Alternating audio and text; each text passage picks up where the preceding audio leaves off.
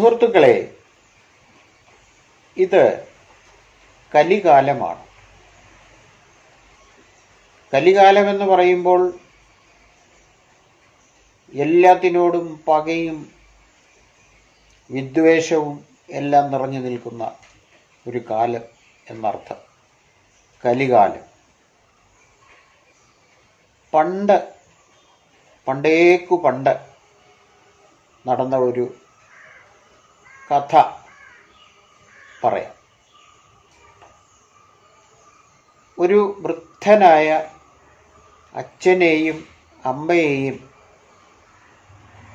പരിപാലിച്ചു പോന്ന ഒരു ബാലൻ്റെ കഥയാണ്. മാതാപിതാക്കന്മാർ രണ്ടുപേരും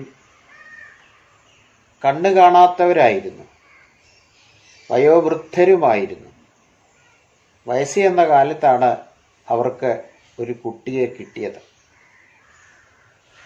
അപ്പോൾ നാട്ടിലെല്ലാം തീർത്ഥാടനത്തിൻ്റെ കാലമായിരുന്നു. തീർത്ഥാടനത്തിന് ആളുകൾ തങ്ങളുടെ വീടിൻ്റെ മുമ്പിലൂടെ പോകുന്ന ശബ്ദം ഈ വൃദ്ധ ദമ്പതിമാർ കേട്ടു. അവർ തീർത്ഥാടന സ്ഥലത്തെക്കുറിച്ച് പറയുന്ന കാര്യങ്ങളുമെല്ലാം അവർ സസൂക്ഷ്മം കേട്ടു.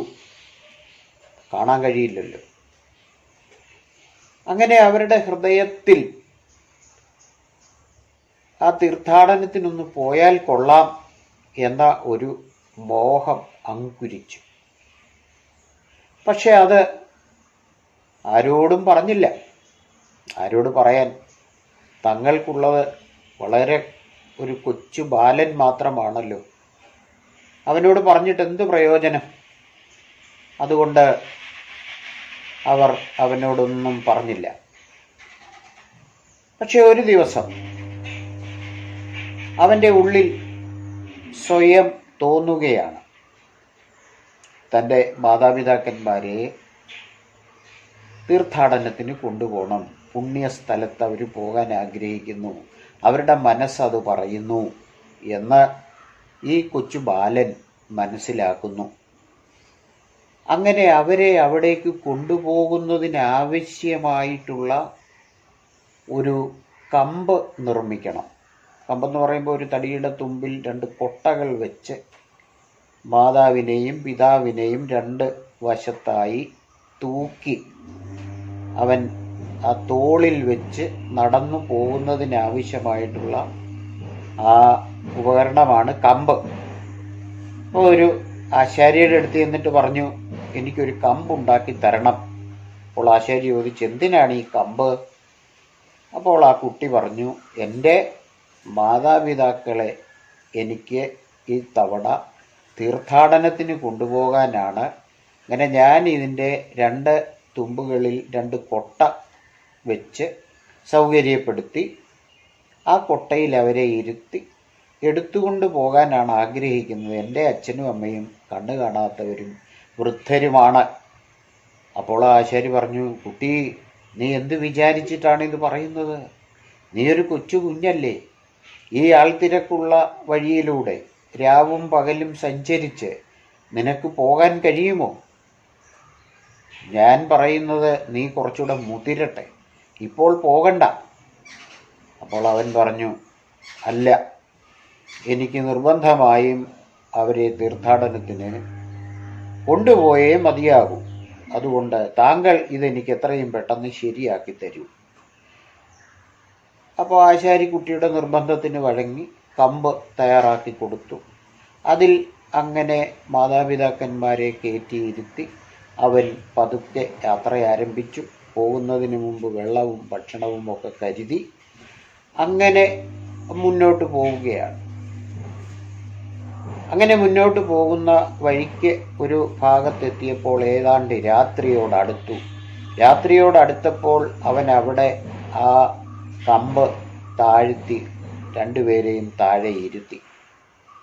അപ്പോൾ അവർക്ക് ദാഹിക്കുന്നെന്ന് പറഞ്ഞു. വെള്ളമെടുക്കാൻ ഒരു ചെറിയ കുളം കണ്ടപ്പോൾ അവിടേക്ക് പോയി. പക്ഷേ അവിടെ പതിയിരുന്ന ഒരു വേട്ടയാടാൻ വന്നയാൾ അത് ആനയോ മറ്റു മൃഗങ്ങളോ ആയിരിക്കുമെന്ന് കരുതി അമ്പെയ്തു. ആ കുട്ടി മാരകമായി അമ്പെയ്ത് രക്തമൊലിച്ച് കുളത്തിൽ നിന്ന് പുറത്തേക്ക് കടന്നു വരാൻ കഴിയാത്ത നിലയിലായിപ്പോയി. അപ്പോൾ ആ അമ്പെയ്തയാൾ താഴെ ഇറങ്ങി വന്നു നോക്കിയപ്പോൾ കുട്ടിക്ക് നടക്കാനൊന്നും കഴിയില്ല. അവനെ പിടിക്കാൻ ചെന്നപ്പോൾ പറഞ്ഞു, എന്നെ പിടിക്കണ്ട, ഈ വെള്ളം എൻ്റെ അച്ഛനും അമ്മയും മുകളിലുണ്ട്, അവർക്ക് കൊണ്ടു കൊടുക്കൂ എന്ന് പറഞ്ഞ് അദ്ദേഹത്തെ പറഞ്ഞു വിട്ടു. ഈ കഥ ഇവിടെ പറഞ്ഞതിൻ്റെ അർത്ഥം ഇന്നത്തെ കാലത്തെ കുട്ടികളുടെ മാതാപിതാക്കളോടുള്ള പെരുമാറ്റവും അവരുടെ മനോഭാവങ്ങളും നിലപാടുകളും ഒന്ന് താരതമ്യം ചെയ്യാൻ വേണ്ടിയിട്ടാണ്. ഇന്നത്തെ കാലത്ത് ഏതെങ്കിലും കുട്ടി ഇങ്ങനെ ചിന്തിക്കും എന്ന് നമുക്ക് ഒരിക്കലും മനസ്സിലാക്കാൻ കഴിയില്ല. കാലത്തിനും ഏറെ വ്യത്യാസമുണ്ട്.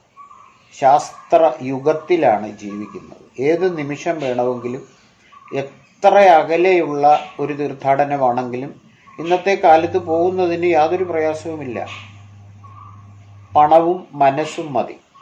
ഇന്നത്തെ കാലത്ത് അങ്ങനെ വൃദ്ധരായ മാതാപിതാക്കന്മാരെ തീർത്ഥാടന കേന്ദ്രത്തിലേക്ക് കൊണ്ടുപോകാൻ ഏതെങ്കിലും കുട്ടി തയ്യാറാകുമോ? അവർ ഏതെങ്കിലും ത്യാഗം ചെയ്യാൻ തയ്യാറാകുമോ? ഒരിക്കലും തയ്യാറാവുകയില്ല. ആ ബാലൻ്റെ ജീവൻ അറ്റുപോകുന്ന നിമിഷത്തിൽ അവൻ ആ വേട്ടക്കാരനോട് പറഞ്ഞത്, എൻ്റെ അച്ഛനും അമ്മയ്ക്കും വെള്ളം കൊണ്ടു കൊടുക്കൂ, എന്നെ നിങ്ങൾ നോക്കണ്ട, ഞാനിവിടെ ഇരിക്കാം. അങ്ങനെ ആ രാജാവ് തിരികെ വന്നു നോക്കുമ്പോൾ ആ ബാലൻ അവിടെ മരിച്ചു കഴിഞ്ഞിരുന്നു. ഈ ഒരു ദുരന്തപൂർണമായ കഥ, ഈ കഥയുടെ അന്തസാരം വളരെ വലിയ ഒരു അർത്ഥപ്രപഞ്ചത്തെയാണ് വിവരിക്കുന്നത്. മാതാപിതാക്കൾ എന്ന് പറഞ്ഞാൽ കാണപ്പെട്ട ദൈവങ്ങളാണ്. അവരുടെ ആവശ്യങ്ങൾ നിർവഹിച്ചു കൊടുക്കുക എന്ന് പറഞ്ഞാൽ ദൈവത്തിൻ്റെ ആഗ്രഹം നിവർത്തിച്ചു കൊടുക്കുക എന്നുള്ളതാണ്.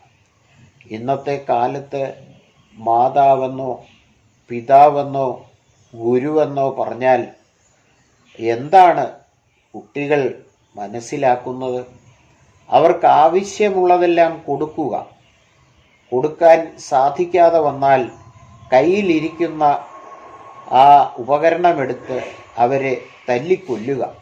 ഈ നിലയിലേക്ക് വിദ്യാർത്ഥികളുടെ മനസ്സും മനോഭാവവും ചിന്തകളും എല്ലാം മാറി. എന്തുകൊണ്ടാണ് ഇങ്ങനെ സംഭവിക്കുന്നത്? ഇങ്ങനെ സംഭവിക്കുന്നത് എന്തുകൊണ്ടാണെന്ന് ചോദിച്ചാൽ, അവരുടെ മുമ്പിൽ പഠിക്കുന്നതിനും മാതൃകയാക്കുന്നതിനും അനിവാര്യമായ കാര്യങ്ങൾ ഇന്നില്ല എന്നുള്ളതാണ്. ഒരുപക്ഷെ ഒരു മനുഷ്യനെ മനുഷ്യനിൽ നിന്നും മൃഗത്തിൽ നിന്നും വേർതിരിച്ച് നിർത്തുന്നത് ഈ വിവേകമാണ്. ആ വിവേകശക്തി, വിവേചിച്ചറിയാനുള്ള ആ ശക്തി ഇന്ന് കുട്ടികളിൽ നഷ്ടപ്പെട്ടുകൊണ്ടിരിക്കുന്നു. അവർ തന്നെത്താൻ ഈ ഭൂമിയിൽ സ്വയം ഭൂവായി വന്നവരാണെന്നാണ് വിചാരം. ഇവരെയൊക്കെ നല്ല നിലയിൽ ആക്കണമെങ്കിൽ നല്ല സമയമെടുത്ത് നല്ല കാര്യങ്ങൾ പറഞ്ഞു കൊടുക്കണം. പറഞ്ഞു കൊടുക്കുന്ന കാര്യങ്ങൾ സത്യസന്ധമായിരിക്കണം, കേൾക്കുന്നയാളിന് ഗുണപ്രദമായിരിക്കണം, അത് അനുകരിക്കുവാൻ ക്ഷമതയുള്ളതായിരിക്കണം. അങ്ങനെയാകുമ്പോൾ അത്തരം കാര്യങ്ങൾ കുട്ടികളുടെ മനസ്സിനെ സംസ്കരിക്കും. അങ്ങനെ കുട്ടികൾ സംസ്കാരമുള്ളവരായി മാറും. ഇന്ന് ഇത് അവർക്ക് ലഭിക്കുന്നില്ല. അതുകൊണ്ട് അവർ തങ്ങളുടെ ചുറ്റും കാണുന്ന കിരാതമായ ലോകത്തിൻ്റെ അനുഭവങ്ങളെ സ്വാംശീകരിക്കുകയും അവർ കലികാലത്തിന് അനുയോജ്യരായി മാറുകയും ചെയ്യുന്നത്.